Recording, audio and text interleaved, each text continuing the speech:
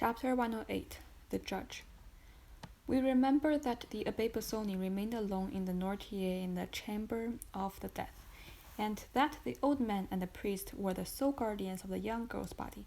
Perhaps it was the Christian exhortations of the Abbé, perhaps his kind charity, perhaps his persuasive words, which had restored the courage of Noirtier, for ever since he had conversed with the priest, his violent despair had yielded to a calm resignation, which surprised all who knew his excessive affection for Valentine.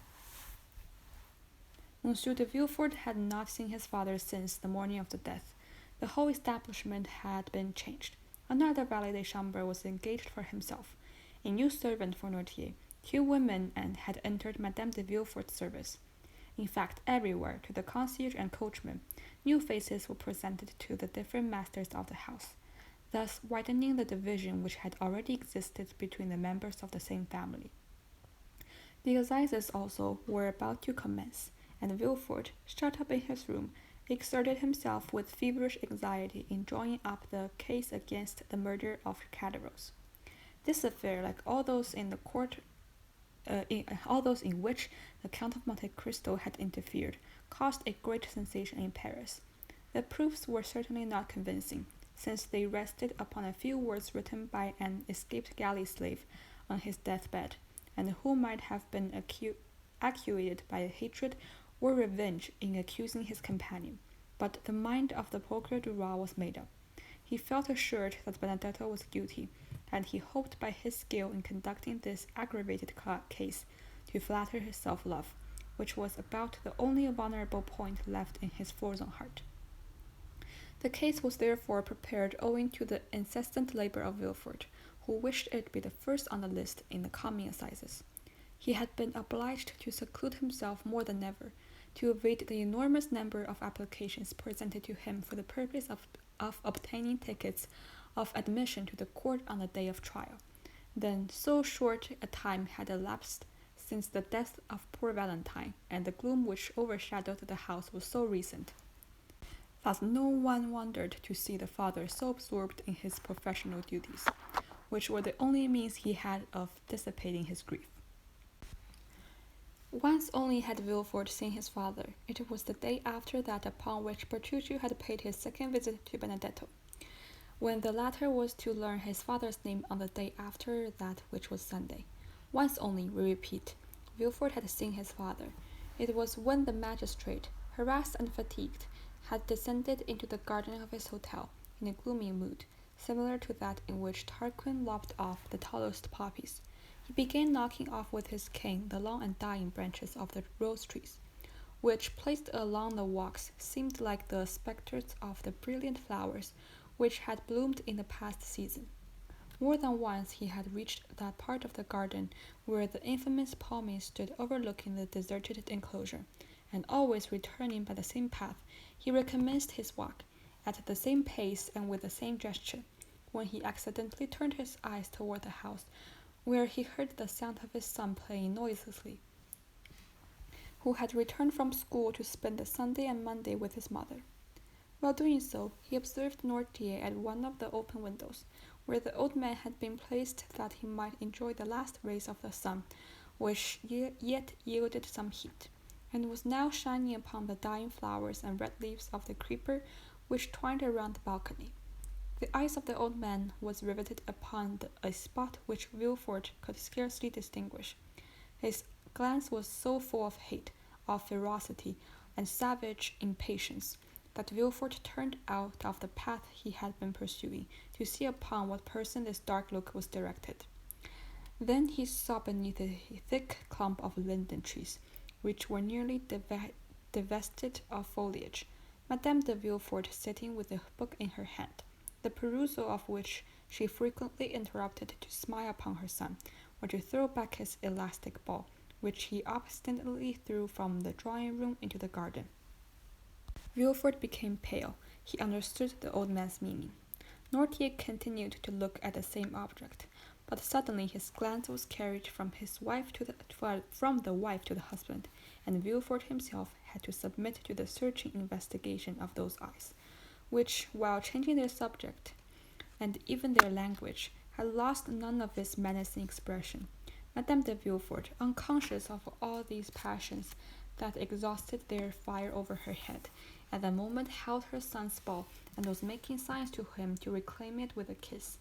Edward begged for a long while, the maternal kiss probably not offering sufficient recompense for the trouble he must take to reclaim it. However, at length he decided, leaped out of the window into a cluster of heliotropes and daisies, and ran to his mother, his forehead streaming with perspiration. Madame de Villefort wiped his forehead, pressing her lips upon it, and sent him back with the ball in one hand and some bonbons in the other. Villefort, drawn by an irresistible attraction, like that of the bird to the serpent, walked toward the house. As he approached it, Noirtier's gaze followed him, and his eyes appeared of such a fiery brightness that Villefort felt them pierce to the depth of his heart. In that ardent look might he read a deep reproach, as well as a terrible menace.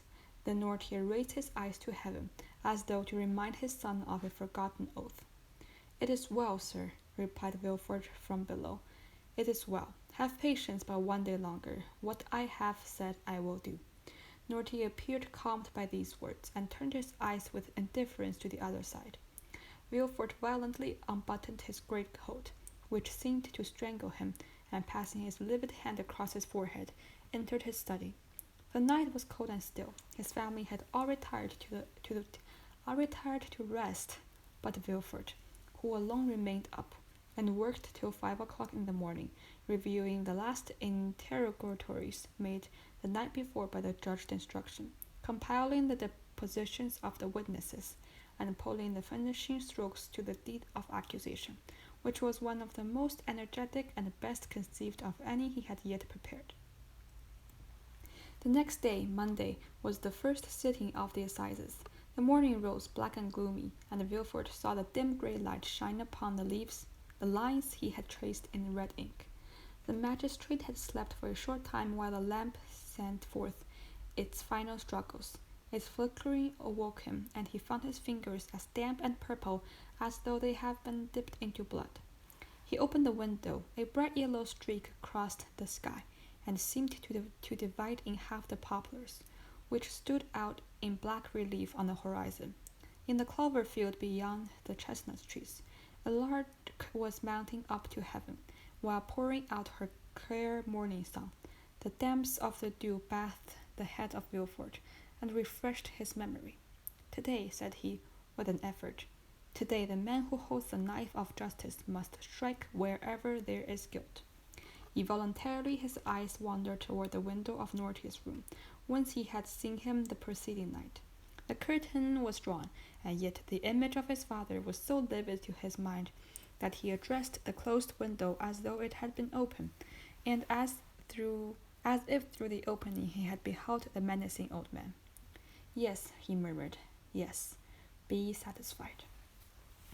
His head dropped upon his chest, and in this position he paced his study. Then he threw himself, dressed as he was, upon a sofa, less to sleep than to rest his limbs, cramped with cold and study. By degrees everyone woke. Villefort from his study heard the successive noises which constitute the life of a house, the opening, the shutting of doors, the ringing of Madame de Villefort's bell to summon the waiting-maid, mingled with the first shouts of the child who rose full of the enjoyment of his age. Villefort also rang. His new valet de chambre brought him the papers, and with them a cup of chocolate. "What are you bringing me?" said he. "A cup of chocolate." "I didn't ask for it. Who has paid me this attention?" "My mistress, sir. She said you would have to speak a great deal on the case of the murder, and that you would take something to keep up your strength." And the valet de chambre placed the cup on the table nearest to the sofa, which was, like all the rest, covered with papers. The valet then left the room. Villefort looked for an instant with a gloomy expression. Then suddenly taking it up with a nervous motion, he swallowed its contents at one draught. It might have been thought that he hoped the beverage would be mortal, and that he sought for death to deliver him from a duty which he would rather die than fulfill. He then rose and paced his room with a smile it would have been terrible to witness. The chocolate was inoffensive, for Villefort felt no effects. The breakfast hour arrived, but Villefort was not at table. The valet de chambre re-entered. "Madame de Villefort wishes to remind you, sir," he said, "that 11 o'clock has just struck, and that the trial commences at 12. "Well," said Villefort, "what then?" "Madame de Villefort is dressed. She is quite ready, and wishes to know if she is to accompany you, sir." "Where to?" "To the Palais." "What to do?" "My mistress wishes much to be present at the trial." "Ah," said Villefort, with a startling accent, "does she wish that?" The servant drew back and said, "If you wish to go alone, sir, I will go and tell my mistress." Villefort remained silent for a moment, and dented his pale cheeks with his nails. "Tell your mistress," he at length answered, "that I wish to speak to her, and I beg she will wait for me in her own room." "Yes, sir." "Then come to dress and shave me." "Directly, sir." The valet de chambre reappeared almost instantly, and having shaved his master, assisted him to dress entirely in black. When he had finished, he said, "My mistress said she should expect you, sir, as soon as you had finished dressing. I am going to her." And Villefort, with his papers under his arm and hat in hand, directed his steps toward the apartment of his wife. At the door he paused for a moment, to wipe his damp, pale brow. He then entered the room. Madame de Villefort was sitting on an ottoman, and impatiently turning over the leaves of some newspaper and pamphlets which young Edward, by way of amusing himself, was tearing to pieces before his mother could finish reading them. She was dressed to go out. Her bonnet was placed beside her on a chair, and her gloves were on her hands. "Ah, there you are, sir," she said, in her naturally calm voice. "But how pale you are! Have you been working all night?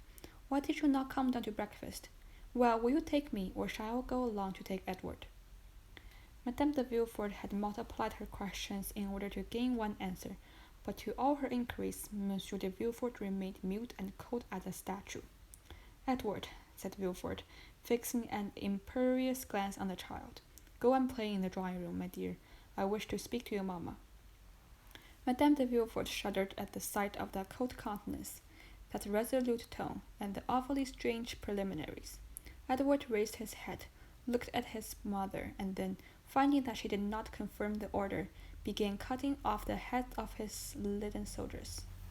"Edward," cried Monsieur de Villefort, so harshly that the child started on the carpet, "do you hear me? Go!" The child, unaccustomed to such treatment, rose, pale and trembling. It would be difficult to say whether his emotion was caused by fear or passion.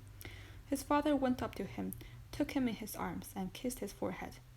"Go," he said. "Go, my child." Edward ran out. Monsieur de Villefort went to the door, which he closed behind the child and bolted. "Oh, heavens!" said the young woman, endeavoring to read her husband's inmost thoughts, while a smile passed over her countenance which froze the impassibility of Villefort. "What's the matter?" "Madame, where do you keep the poison you generally use?" said the magistrate, without any introduction, placing himself between his wife and the door. Madame de Villefort must have experienced somewhat of the sensation of a bird which, looking up, sees the murderous spring close over its head. A hoarse, broken tone, which was neither a cry nor a sigh, escaped from her, while she became deadly pale. "Sir," she said, "I don't understand you." And in her first paroxysm of terror she had raised herself from the sofa. In the next, stronger very likely than the other, she fell down again on the cushions. "I asked you," continued Villefort, in a perfectly calm tone, "where you conceal the poison by the aid of which you have killed my father-in-law, Monsieur de Saint-Méran, my mother-in-law, Madame de Saint-Méran, Barrows, and my daughter Valentine." "Ah, sir!" exclaimed Madame de Villefort, clasping her hands. "What do you say?" "It is not for you to interrogate, but to answer." "Is it to the judge or to the husband?" stammered Madame de Villefort. To the judge, madame." It was terrible to behold the frightful pallor of that woman, that anguish of her look, the trembling of her whole frame. Ah, sir, she muttered. Ah, sir, and that was all. You don't answer, madame, exclaimed the terrible interrogator. Then he added, with a smile yet more terrible than his anger, Is it true, then, you do not deny it? She moved forward. And you cannot deny it, added Wilford, extending his hand toward her, as though to seize her in the name of justice. You have accomplished those different crimes with impudent address, but which could only deceive those whose affection for you blinded them. Since the death of Madame de Saint Méran, I have known that a prisoner lived in my house. Monsieur d'Avrigny warned me of it. After the death of Barrows, my suspicions were directed toward an angel, whose suspicion which, even when there is no crime, are always alive in my heart. But after the death of Valentine, there has been no doubt in my mind, madame, and not only in mine, but in those of others. Thus your crime, known by two persons, suspected by many, will soon become public, and, as I told you just now, you no longer speak to the husband, but to the judge. The young woman hid her face in her hands. Oh, sir, she stammered, I beseech you, do not believe appearances. Are you then a coward? Cried Villefort, in a contemptuous voice. But I have always remarked that poisoners were cowards. Can you be a coward, you who have had the courage to witness the death of two old men and a young girl murdered by you? Sir, can you be a coward? Continued Villefort, with increasing excitement. You, who could count one by one the minutes of your death agonies. You, who have arranged your infernal plans and managed the draughts with a talent and precision almost miraculous. Have you, then, who have calculated everything with such nicety, have you forgotten to calculate one thing? I mean, where the revelation of your crimes will lead you to. Oh, it is impossible. You must have saved some sure, more subtle and deadly poison than any other, that you might escape the punishment that you deserve. You have done this, I hope, at least. Madame de Villefort stretched out her hands and fell on her knees. I understand, he said. You confess, but a confession made to the judges, a confession made at the last moment, extorted when the crime cannot be denied, diminishes not the punishment inflicted on the guilty. The punishment, exclaimed Madame de Villefort. The punishment, sir, twice you have pronounced that word. Certainly. Did you hope to escape it, because you were 4 times guilty? Did you think the punishment would be withdrawn because you are the wife of him who pronounces it? No, madame, no. The scaffold awaits the prisoner, whoever she may be, unless, as I said, the prisoner has taken the precaution of keeping for herself a few drops of her deadliest poison. Madame de Villefort uttered a wild cry, and a hideous and uncontrollable terror spread over her distorted features. Oh, do not fear the scaffold, madame, said the magistrate. I will not dishonor you, since that would be dishonor to myself. No, if you have heard me distinctly, you will understand that you are not to die on the scaffold. No, I don't understand. What do you mean?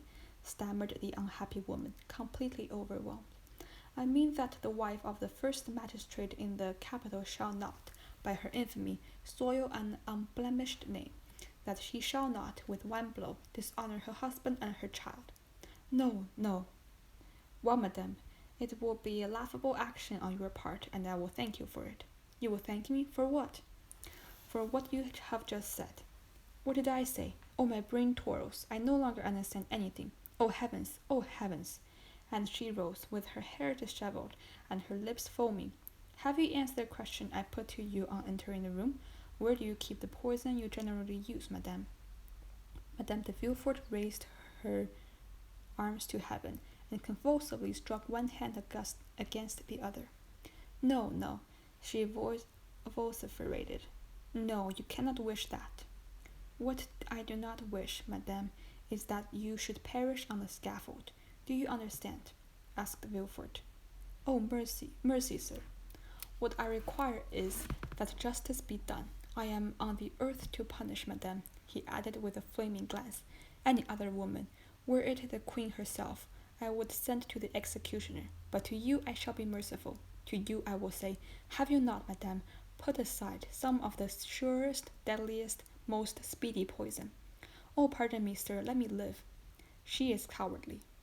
Reflect that I am your wife. You are a poisoner. In the name of heaven. No. In the name of the love you once bore me. No, no. In the name of our child, for the sake of our child, let me live. No, no, no. I tell you, one day, if I allow you to live, you will perhaps kill him, as you have the others. I kill my boy, cried the distracted mother, rushing toward Villefort. I kill Edward. Ha! And the frightful, demoniac laugh finished the sentence, which was lost in a hoarse rattle. Madame de Villefort fell at her husband's feet. He approached her.